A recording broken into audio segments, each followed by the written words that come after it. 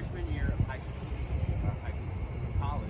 Okay, my first semester of college, second week of college, and I had an 8 o'clock class that day on Tuesday. Don't do that.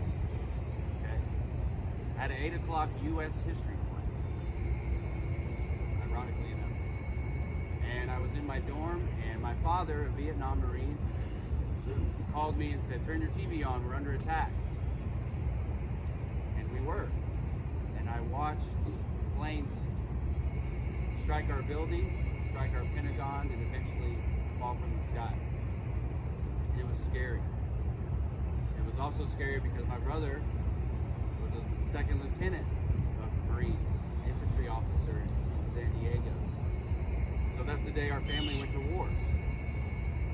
There's very few times in your life where you can denote the start of a conflict like we'll be able to with September 11th.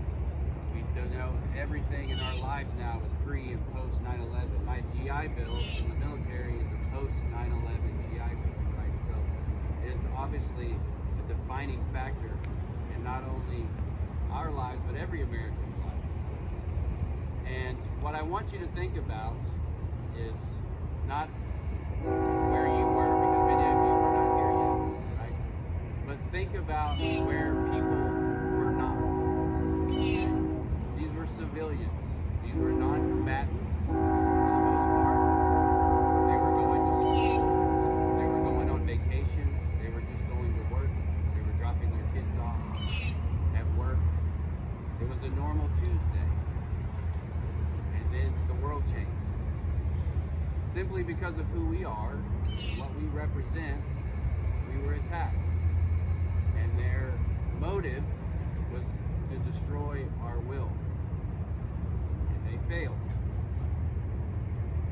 If you remember, those that are old enough, what it was like after September 11th. We didn't care what our political parties were.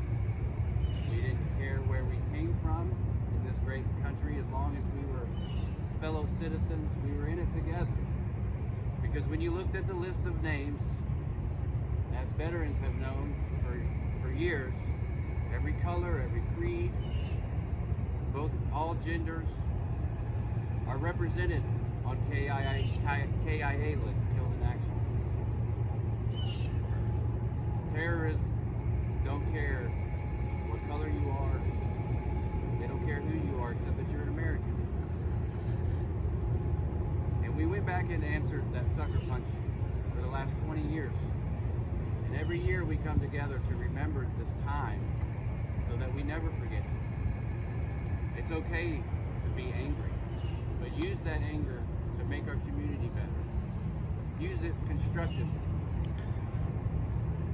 Be a part of your communities, because that's what they tried to do. They tried to fill us with fear and separate us. And we see it every day what separation and hate can do.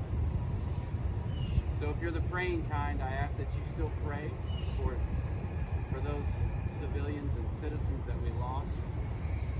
Pray for everyone on that day. There are still some of us today that deal with the aftermath of that event, whether it be knowing people that were in those buildings or on those planes, or on September 12th, when we went to the recruiting station and joined to fight back. Every year we do this to remember, just like we do with Pearl Harbor, because it's important for us to remember the sacrifices that must be made for this great country. And now, as in the next solemn moment, we're going